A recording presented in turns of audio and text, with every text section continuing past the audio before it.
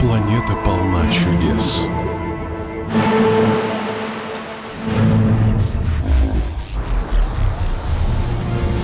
И даже спустя 10 лет путешествий мы находим неизведанные,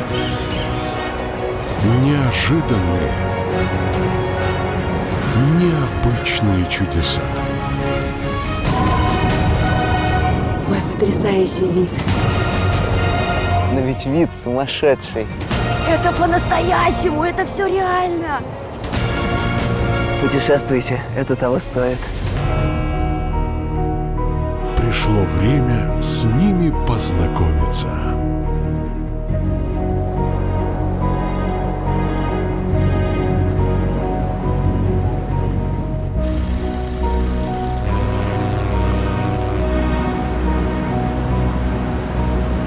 Это «Орел и Решка. Чудеса света», 4-й сезон. Ой, да перестань. Перестань, говорю. О, это ты? Узнал? Конечно, узнал.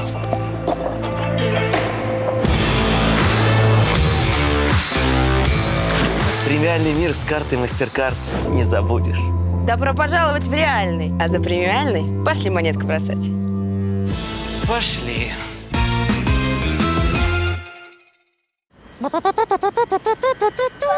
Вы ждали, я знаю, сюрприз. Всем привет, это Орел и Решка. Чудеса света. И это наш 4-й сезон чудесных приключений. И у нас целых 2 новости. Начинай с хорошей. Хорошее, что мы прилетели в Эквадор, чтобы увидеть наше огненное чудо света. Дорога вулканов. Но вот и вторая... Потому что Антон переколесил полмира. Купался в океанах, спирался на горы. А вот выходя из метро, он сломал себе ногу. Блин, да ладно, заметно? Блин, Я думал, да. до конца сезона не буду говорить. Но я по-прежнему орел, просто с поломанной лапкой. А я по-прежнему решка. Поэтому давай не будем изменять традицию. Погнали.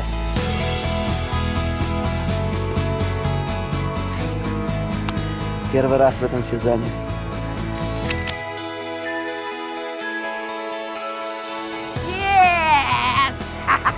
И тут не срослось, и тут не срослось. Давай. Пойду сам.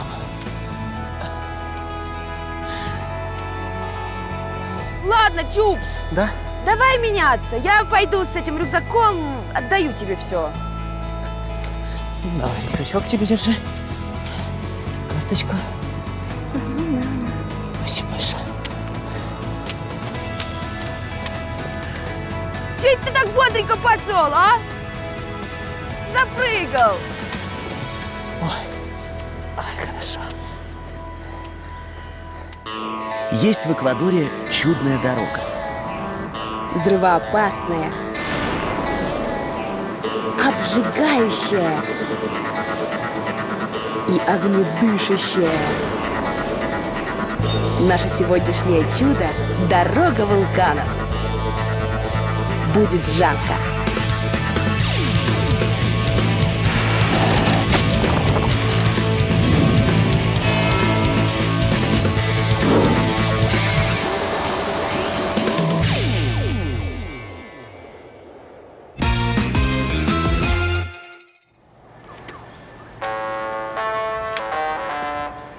Скорость, мощь, драйв, движение – это не про меня, а про мой джип. Вулканический вездеход на 2 дня. На таких «Шевроле» гоняют почти все копы Южной Америки. Эта модель считается надежной и неубиваемой. Самое то для вулканического трипа. Чего это я?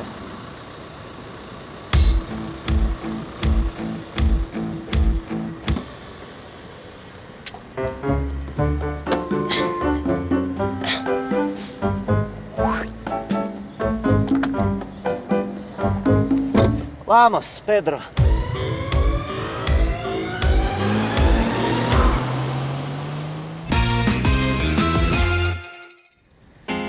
Пандемия внесла свои коррективы в жизнь эквадорцев и прилетающих сюда туристов.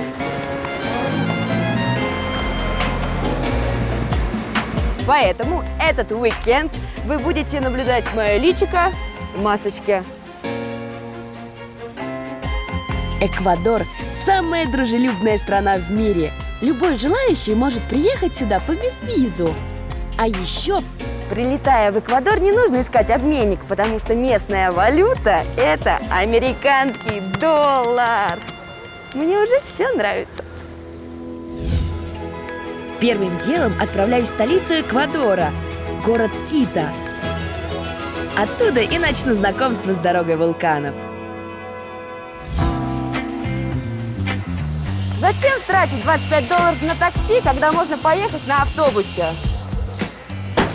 Не благодари.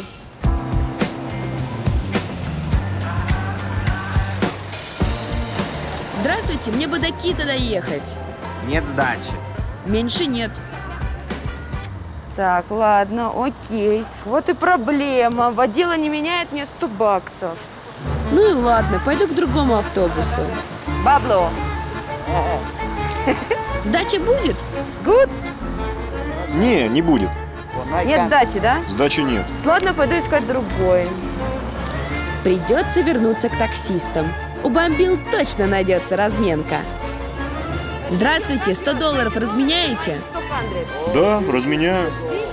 Я даю вам крупную, а вы мне мелкими. Хорошо.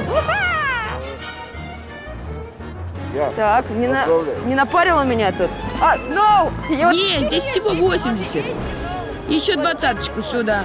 Ага, вот так. Спасибо большое. Это, как говорится, язык до Киева доведет. Ну все, погнали уже в город.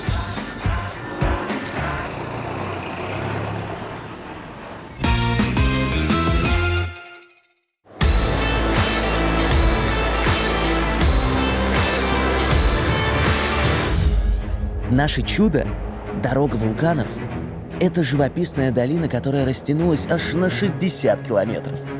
А слева и справа от нее, как на показ, выстроились 9 высочайших вулканов Эквадора. Но откуда же их здесь столько взялось? Дело в том, что страна стоит на огромной пороховой бочке, имя которой – Тихоокеанское вулканическое огненное кольцо.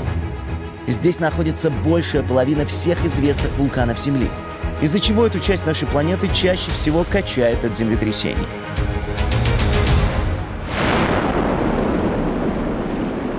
Во время извержений Земля трясется, а в воздух выбрасываются огромные столбы пепла. Они парализуют авиаперелеты и засыпают города гарью.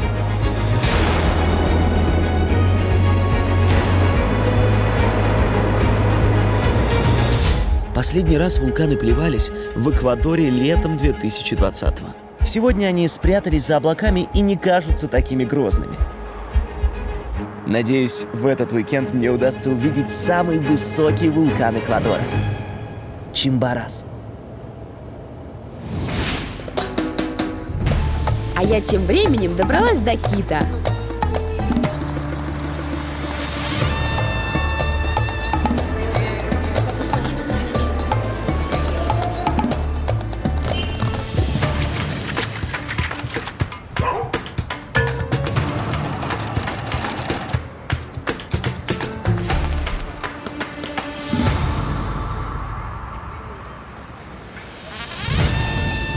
Кито – высокогорная столица. Она находится на высоте 2850 метров. Чтоб вы понимали, это выше нашей Говерлы. Но главная особенность города не в этом. Кито – это вулканическая комбо. Во-первых, он располагается на склонах вулкана, а во-вторых, он построен на вулканическом пепле. Вулкан Пичинча – один из самых активных в Эквадоре. Его долгое время считали потухшим, но 40 лет назад малыш проснулся. И теперь ежегодно устраивает по несколько жарких денечков местным жителям. Последнее землетрясение здесь было 2 года назад. Местные говорят, что всего лишь 10 секунд потрясло, и все.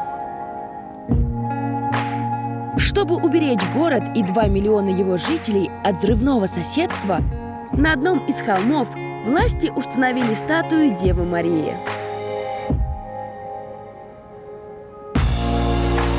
Она даже выше, чем Христос Искупитель в бразильском Рио.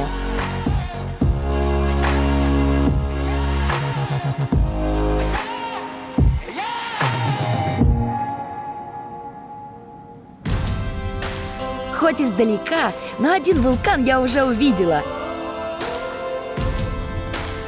И останавливаться на достигнутом я не собираюсь.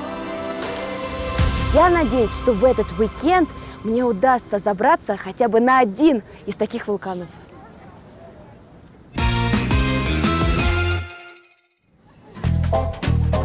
Самое время подкрепиться. Тем более, что здесь, прямо у статуи Девы Марии, есть фудкорт с традиционной эквадорской едой. Здрасте, бабуля! Как ваш ничего? Я взяла популярный в этих краях дуэт – булку гуарес де пан и напиток колада морада. Так, ну-ка, иди ко мне, мой маленький. Ты погляди, он реально, это как маленькая куколочка. Гуагас де пан переводится как «хлебный мальчик». Это такая закуска, которую готовят к местному Хэллоуину. Для достоверности хлебобулочному дитю глазурью рисуют глазки, ротик и даже пеленку. Пш. А когда мальчик заснул, самое время откусить ему голову. Неплохо. Короче, этот хлебный мальчик похож на слоеный круассан с начинкой из клубничного варенья. Очень, ну даже ничего. Мягенький, приятненький, просто идеальненький. И запьем нашим колада морада.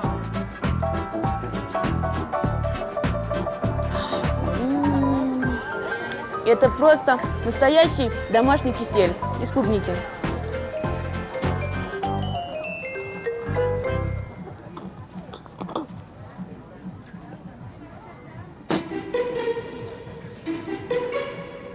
Ты меня отравить хотела, да? Гляньте, что я нашла это. Во рту чуть ли Богу душу не отдала. Ну, это какая-то ароматная палочка с вкусом дерева. Оказалось, что в этот эквадорский кисель помимо ягод добавляют еще и разные специи. Мне попалась обычная палочка корицы. Но ничего, впечатление от трапезы она не испортила. Было вкусно, сытно и, главное, дешево. До свидания, бабуль!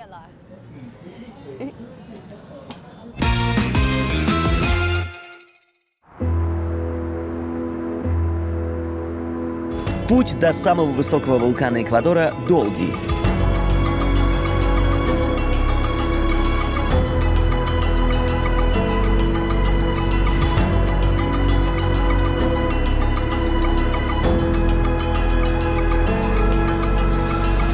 А голод с каждым километром все сильнее. Так, пора подкрепиться. То, что вулканы здесь едят людей, я уже понял. А есть что-нибудь наоборот, чтобы люди ели вулканы? Ну или какая-нибудь вулканическая еда? А? Глубоко как копнул. И по пути как раз нашлось одно подходящее заведение.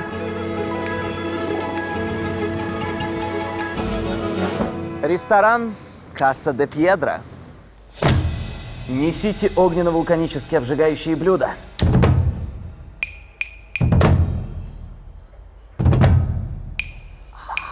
Кипит, шипит, скворчит. Называется блюдо «Вулканический рев». И вот почему. Извержение! Я, наверное, единственный человек, который так радуется извержению вулкана. Но это эффектно, красиво. Брови мне подровнял, надеюсь, это еще и вкусно. Прикол блюда в том, что оно готовится и подается прямо на застывшей лаве вулкана. Несколько видов мяса, креветки и ананас. И все это в собственном соку. Но оно так пахнет, так шипит, и когда ты понимаешь, что тебе это блюдо приготовили на куске лавы, мне кажется, оно становится в 10, 15, в 30 раз дороже. Проверим, вкуснее ли.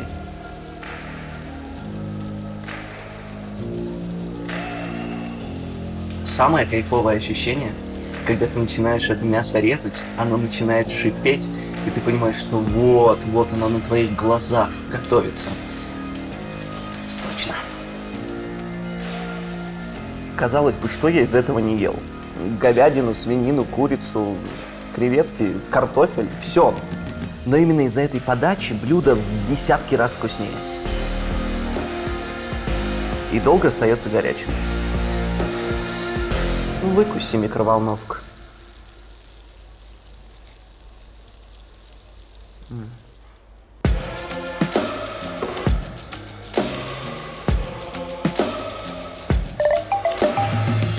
Muchas gracias. Delicioso.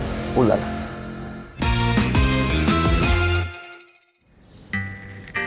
Я продолжаю знакомство с эквадорской кухней, поэтому пришла в место, где можно попробовать особенный десерт.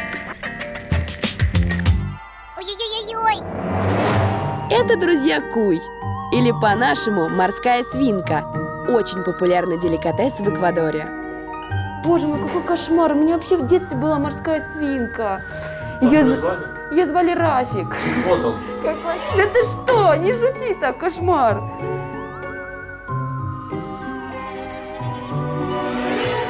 Ну ладно, на самом деле здесь ничего такого нет, да? Курицу, говядину мы с вами едим, все нормально. Видим на рынках постоянно вот эти отрубленные тушки. Тут же то же самое, в принципе-то.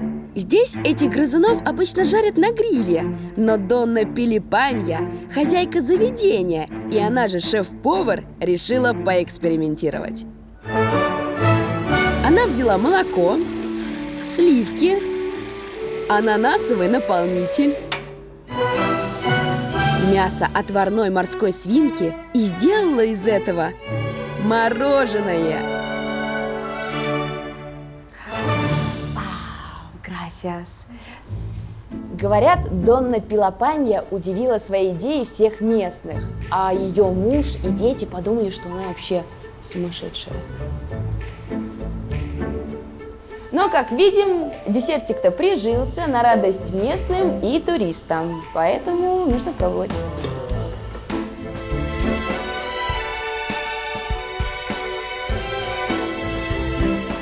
А на вкус мороженое довольно такое плотное.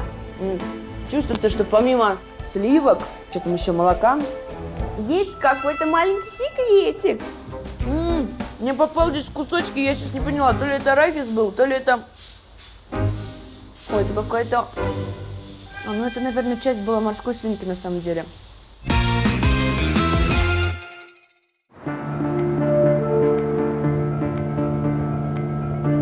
Добраться до самого высокого вулкана Эквадора сегодня я уже не успею. Поэтому заеду еще в одно интересное место по пути, а потом найду, где переночевать. Природа и животный мир Эквадора страдают не только от катаклизмов. Я еду в реабилитационный центр для животных, которых тут спасают от людей.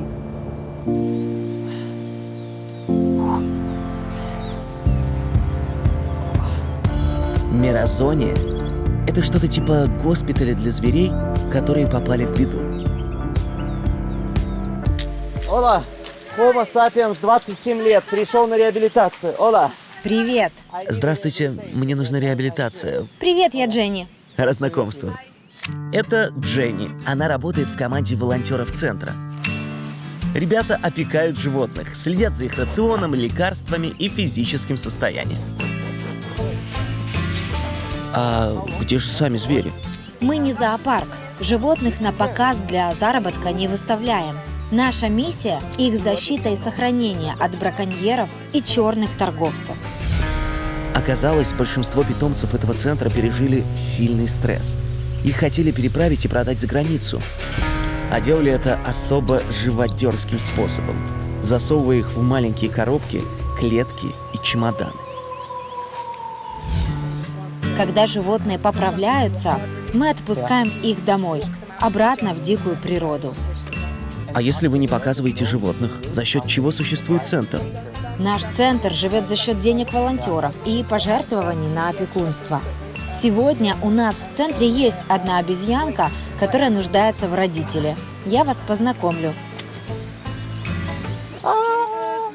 Дайте я доскочу. Это кто это у нас такая лысоватая смотрит на меня?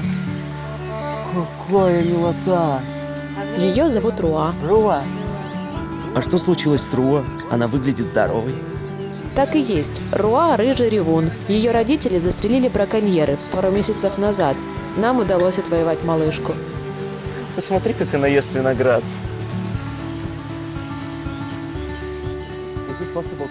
Я могу ее погладить? Она не укусит? Обычно мы не разрешаем, но ты можешь. Я тихонько. Все, я тихонько. О, можно я заберу ее к себе домой?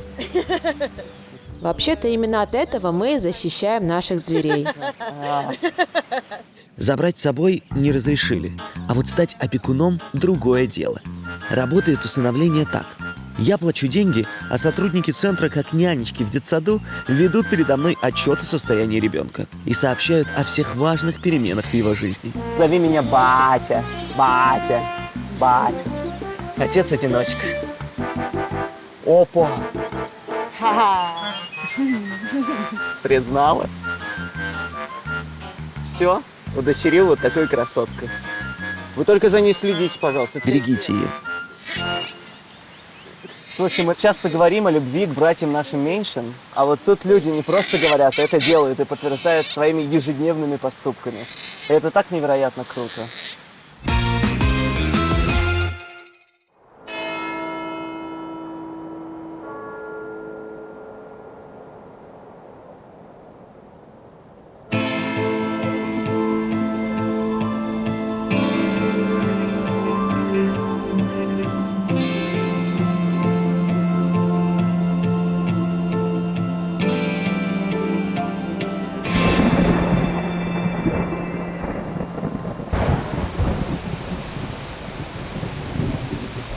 Сегодня в Кито обошлось без извержений, но город накрыла непогода. Так, ребята, начинается дикий ливень. Нужно срочно найти, где переночевать, иначе я вымокну, как мышь. Бюджетный турист столицы Эквадора может позволить себе вполне приличное жилье. В этом отеле можно взять номер за $10 с общим туалетом. Но я решила шикануть и добавить 5, чтобы у меня был свой личный. Ола? Пойдемте проверять.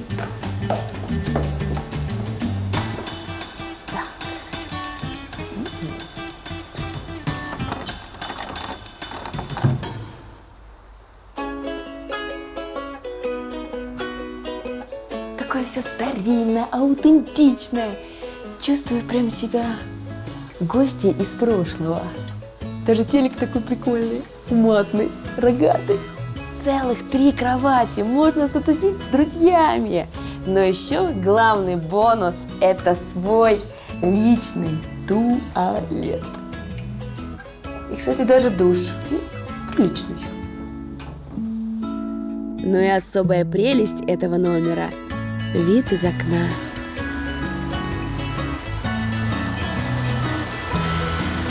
Слушайте, ну это, конечно, безумно романтичный день в моей жизни. Ну правда же, дождь. Ой, такой вид невероятной красоты, а? Эквадор. Ты прекрасен. Своровала мое сердечко.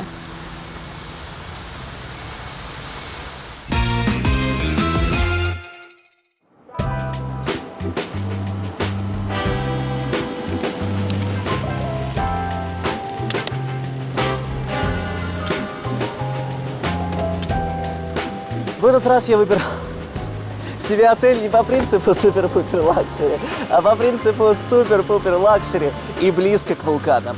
Вулкана вью, так сказать. Побежали смотреть. Даю вам фору.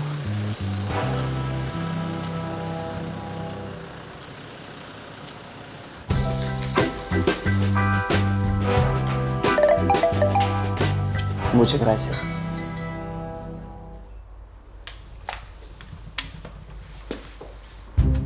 В номере кухня-гостиная и 2 спальни. Ну, вы сами видите, что номер довольно простенький. Но главная его фишка, судя по количеству панорамных окон, это как раз-таки тот самый Volcano View. То есть вид из окна на вулканы. Мать моя, вулканическая порода. Я понимал, что приеду поздно и, конечно, вулканов не увижу.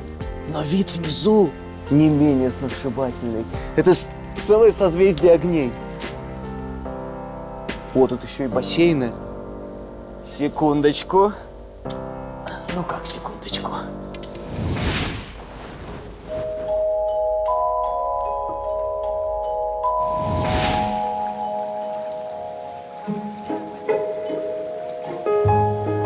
У моего отеля есть еще одна фишка.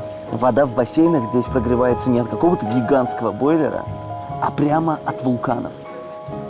Ну, во всяком случае, мне так сказали на ресепшн. Прогрею хотя бы одну ногу, вторую в Артезе нельзя. Горячая. Тут градусов 50. Одну ногу сломал, вторую сварил. Но такую ванну я бы принимать не стал, слишком горячо. Пока моя нога доваривается в воде, нагретой вулканами, вот здесь особенно явно понимаешь, что тут повсюду вулканы. И как будто бы вот это не огни города, а лава, стекающая вниз. Красиво. Но вид самих вулканов я оставлю на утро.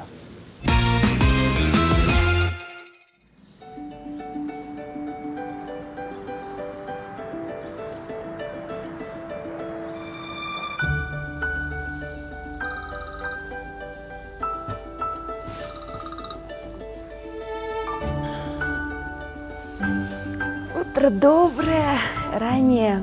Все потому, что меня сегодня ждет путешествие на вулкан. Погнали, по дороге все расскажу.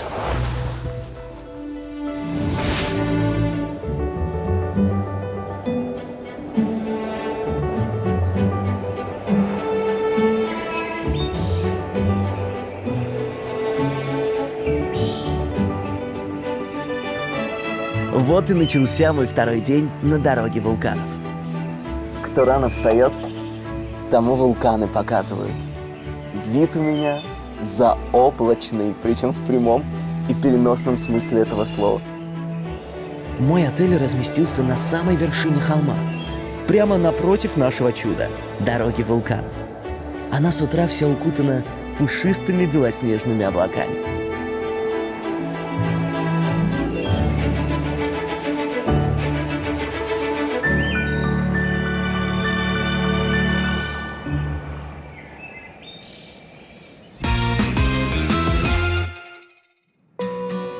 Самый удобный способ для бюджетного туриста подняться на вулкан – это заказать себе тур, что я и сделала. Good morning, thank you.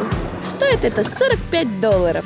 Начинается тур с того, что на рассвете прямо из-под отеля тебя забирает комфортный бусик.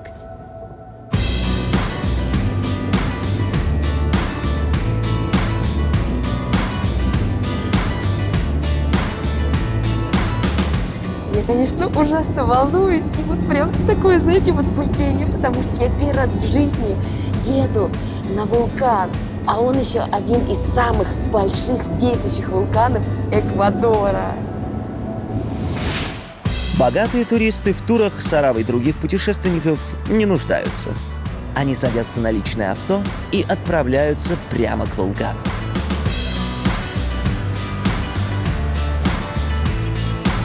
Час в пути, и я буду у подножья самого большого вулкана Эквадора.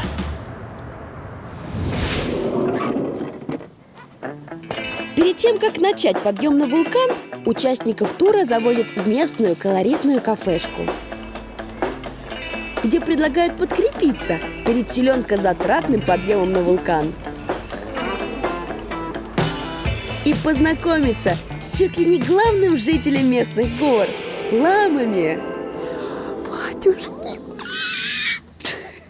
можно ее погладить?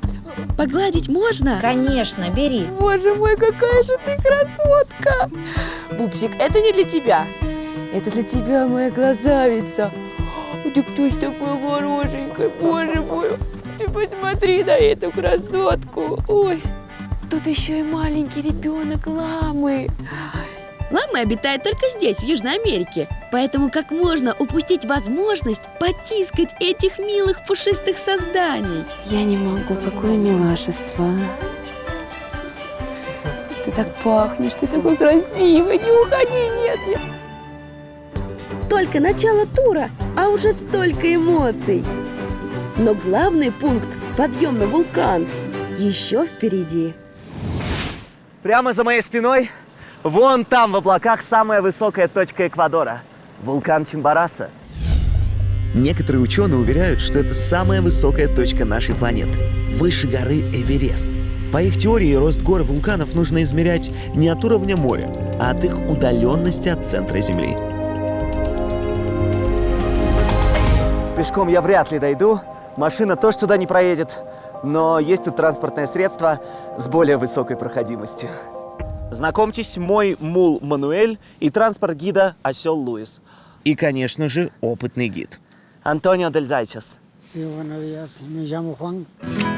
Знакомьтесь, Хуан Аушка. Известен во всем мире как последний добытчик вулканического льда. Каждую неделю Хуан поднимается на вулкан Чимбораса за льдом, который потом продает на рынке, где из него делают молочные коктейли и мороженое.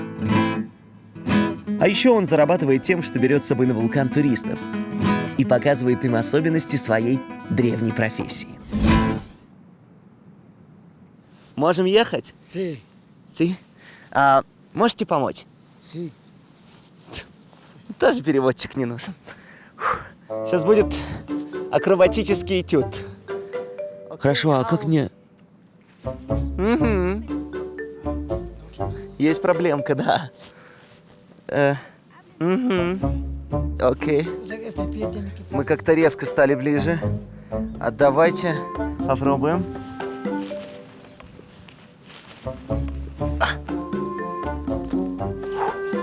Так.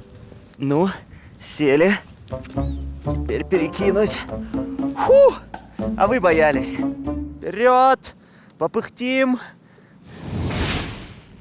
И, наконец-то, вот тот самый вулкан Котопахи, прямо за моей спиной. Его снежная вершина прячется за облаками. Отсюда прекрасно видно все его величие. Вулкан Котопахи – вторая по высоте вершина Эквадора. И в отличие от Антошкиного, мой вулкан действующий. Его извержения уничтожали сотни километров плодородных земель.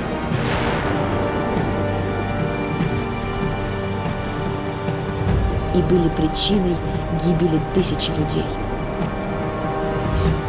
Надеюсь, что сегодня Котопахи будет тихоней и встретит меня радужно. Вот видите, там вдалеке белая точка. Мы сейчас доедем именно до нее. Я хочу просто вам показать, как выглядит вулкан вот с этой стороны, потому что когда мы будем там, мы уже этого не увидим. Вот вулкан, видите, он прячется за облаками. Но это потрясающе. Не могу поверить, что я буду так высоко. Кстати, вдоль дороги к вулкану понатыкали незаметных, но очень громких сирен. Эти рупоры предупреждают людей заранее об активности вулкана.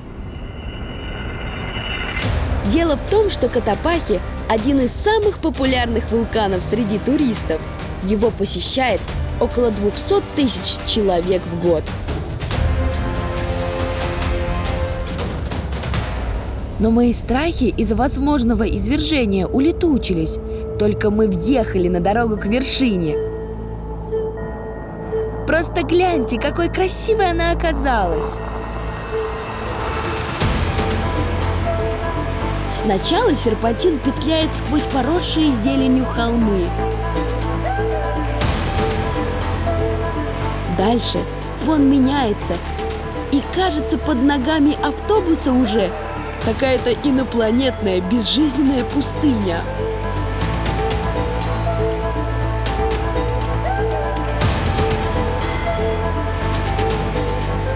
Ох, что ж меня ждет на вершине?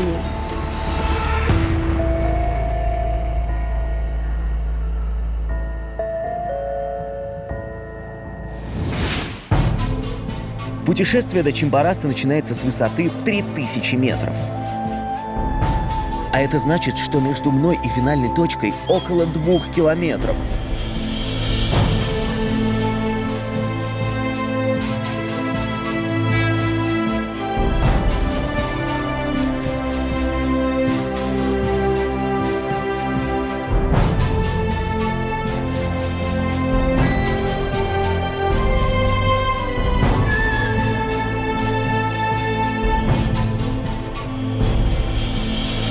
И все бы ничего, но петлять наверх приходится по ухабистой горной тропе, которая извивается посреди бескрайней зеленой пустыни местного пейзажа.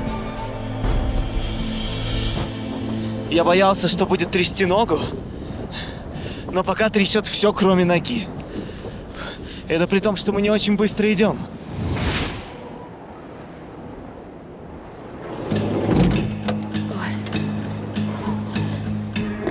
Это здесь колотун. Ужасно холодно. Высота, на которую тебя довозят на колесах, 4500 метров над уровнем моря. А дальше ты уже идешь пешком на своих 2. Слава богу, я курточку взяла.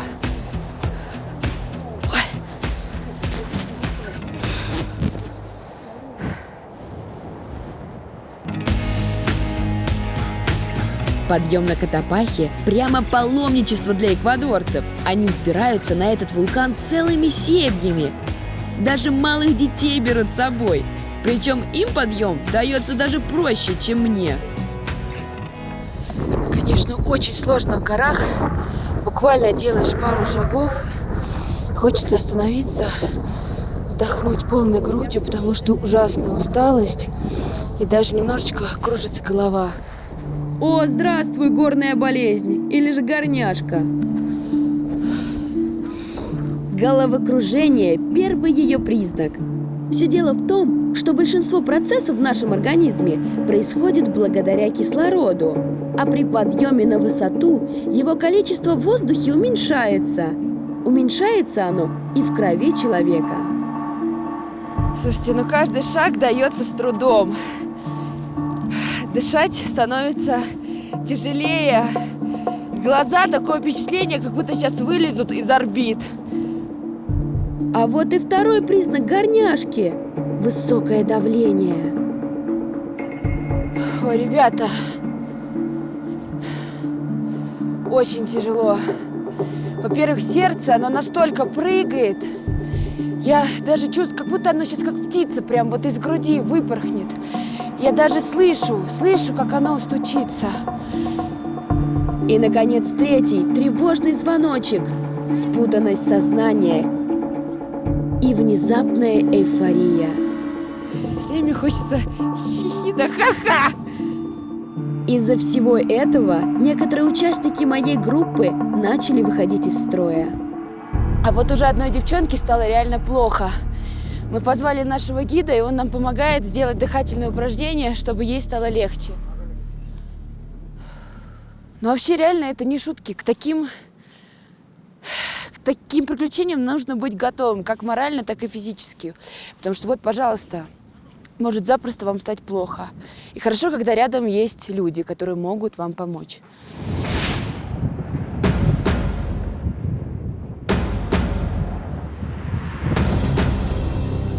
Прошло 2,5 часа пути, и меня обуревают смутные сомнения. Во-первых, зачем оно мне все это надо? А во-вторых, снаружи адски холодно, а зад-то горит. А мы еще не добрались. Но холод – наименьшая проблема моего подъема. На 4000 и у меня тоже начала прогрессировать горная болезнь. Появилась сильная мигрень и одышка. Казалось бы, что еще? А что происходит? Зачем мы слезли с лошади, если мы еще не дошли до льда?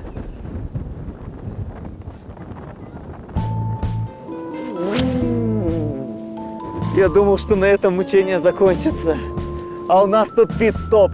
Пересаживаемся с мула, потому что он не дойдет на осла. Класс! Как быстро я меняю тачки. Богатая жизнь, она такая. Приходится все время тачки менять, чтобы статусу соответствовать.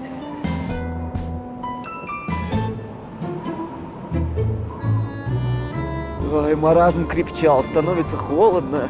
Я уже весь дрожу.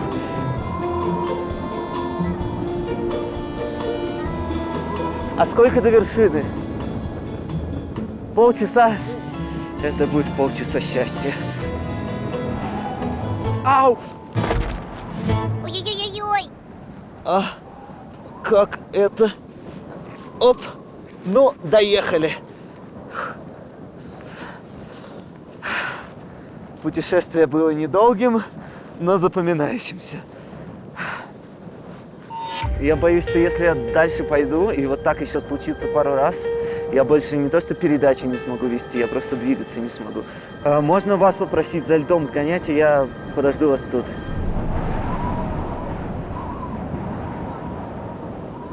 Окей, пожалуйста.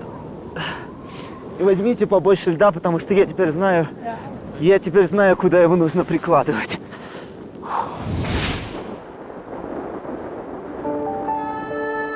Последние несколько сотен метров оказались самыми трудными.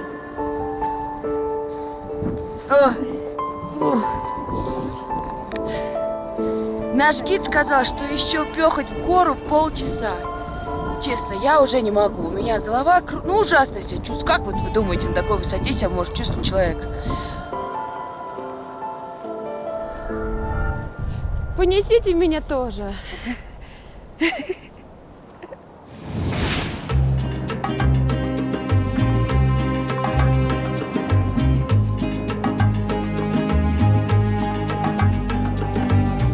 Пока я остался любоваться местным пейзажем, мой гид Хуан отправился за льдом.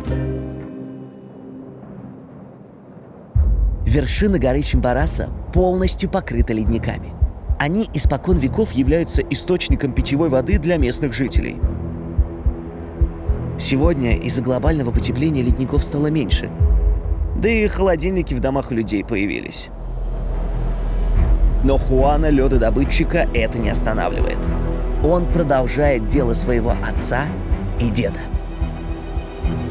Каждую неделю он взбирается на Чимборас, читает молитву,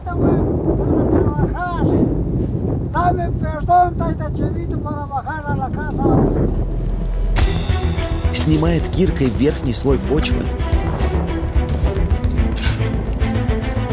затем выталбывает квадратную глыбу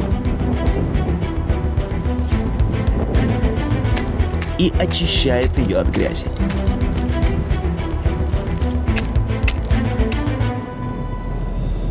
Последняя стадия – сплести что-то типа чехла из сена для транспортировки груза.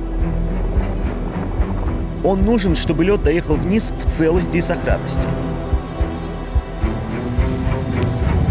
Тащит все это дело на своей спине бедный ослик.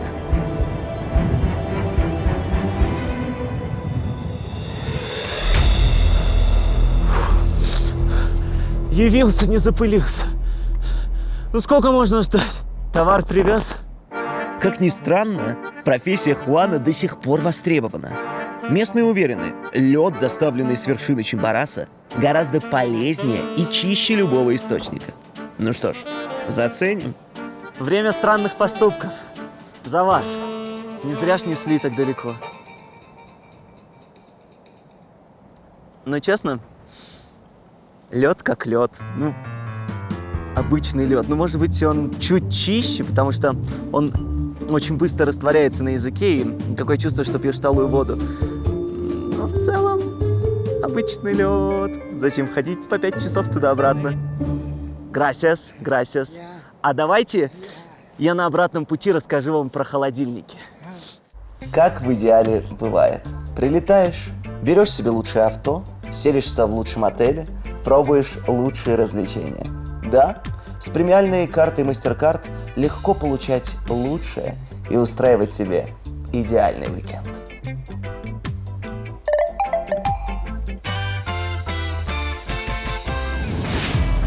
Под конец сил вообще не осталось. И Вера тоже почти покинула меня. Но пинок под зад самой себе и вперед! Вася, жги! Чудеса не ждут! Я это сделаю. И мне плевать, что быстрее меня добрались эти дети. Мне все равно. Ой, боже мой. Ой, инфаркт. Инфаркт миокарда. Видите? Вы это видите? 4864 метра.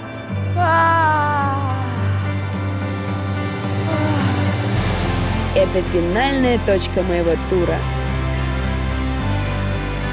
И вы только взгляните на этот вид. Дорога вулканов, огромная долина с огнедышащими монстрами, сейчас предстала передо мной в совершенно ином свете, завораживающим, блистательным. И вообще мне сложилось такое впечатление, что ни в Эквадоре, ни в Кито не страшно. Посудите сами. Вулканы, они похожи на красивые горы. А под ногами никакой лавы не течет, опасных землетрясений нет. Ну, я не знаю, конечно, может, это нам повезло. Но в любом случае, чудо света я увидела. Галочка.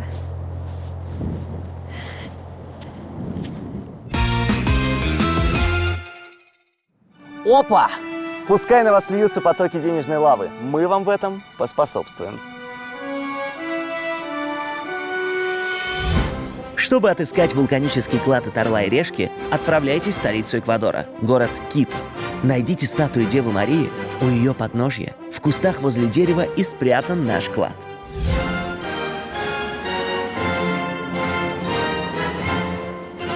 Поторопитесь.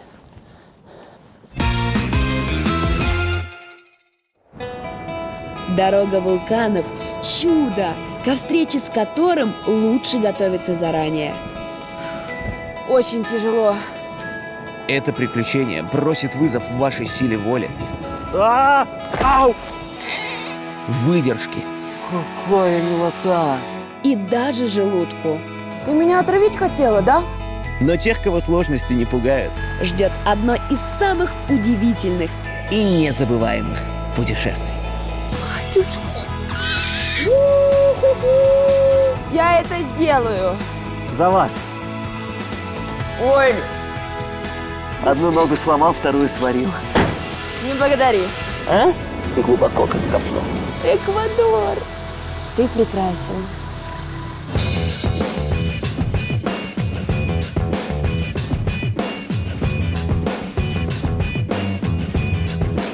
Красиво тут.